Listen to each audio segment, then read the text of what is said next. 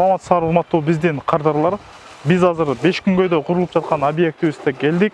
Бүгүн 31 май. Буга чейин биз келип фундаментин өзү жөнүндө маалымат берип өткөнбүз. Азыркы учурда Кудай буйрса дуалдын иштери башталган жатат. Ошолор жөнүндө силерге маалымат берип кетели дедик эле. Биз айтып кеткендей, азыркы учурда дуалга даярдык кызуу жүрүп жатат. Силер азыр видеодон көрсөңүздөр болот. Бул жерде дуалга кетүүчү тактайлар 15ке 7лик деген. Бул тактайлар болсо эки сип панелдин ортосуна бекитүүчү негизги каркас катары кетет да. Ар бир тактайды биз атайын огнебиообработка деп коет. Кыргызча айтканда бул өрткө жана куртка каршы атайын суюктук менен мындай кылып жууп, ошо менен пропитка кылабыз. Мынакей бул канистрасы турат, базарда сатылат. Баары бул нерсе менен тааныш. Милдеттүү түрдө обработка жүргүзүлөт. Жогоруда айткандай, азыркы учурда балдар кызуу даярданып жатышат дуалды баштаганга. Кудай буйрса эртементен дуалды көтөрүп башташат. Дуалдын бийиктиги 2,80 болгон себептен мына бул жерде өзүңүздөр көргөндө көрсөңүздөр болот. Биз балдарга азыр 5 минут убактыңарда токтото турула дедик. Биз көрсөтүп берип, кардарларга көрсөтүп кеткенге. Атайын 30 сантиметрлик сип панелдерди кесип, дуалдын бийиктигин 2,80 кылганга ылайыктап даярдап жатышат. Биз буга чейин бул объекттин фундамент куюлганда келип силерге бир чакан маалымат берип кеткенбиз. Азыркы учурда болсо стяжка куюлду. Стяжка куюлган өзүнүн мындай жолу боюнча айтып кетсек, атайын пленка деп коебуз го, салафан ташталды, гидроизоляциянын функциясын аткарганга.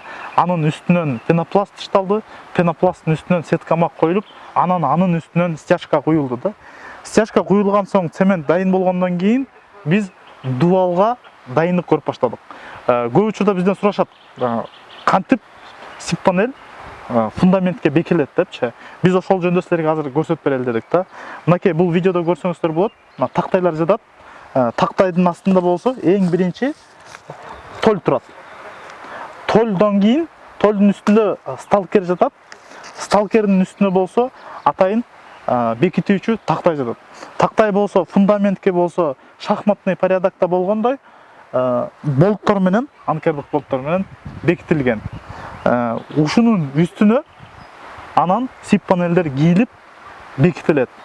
Тактайды кантип бекитилет деп сурап кетишет бизде көп учурда. Ошол себептен көрсөтүп берели дедик. Мына тактай атайын болт менен бекитилет шахматный порядокто.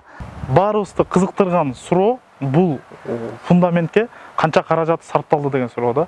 Негизи бул фундаментке башка фундаменттер менен ушул эле размердеги фундаменттер менен салыштырмалуу көбүрөөк акча кетти. Анткени ал нерсени биз буга чейинки видеодо айтып кеткенбиз себептерин.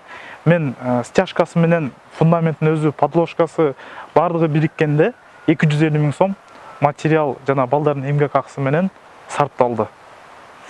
Кудай буйрса биз силерге жакын арада дуалдар жөнүндө, бул үйдүн дуалы жөнүндө, чатыры жөнүндө дагы маалымат берип кетебиз.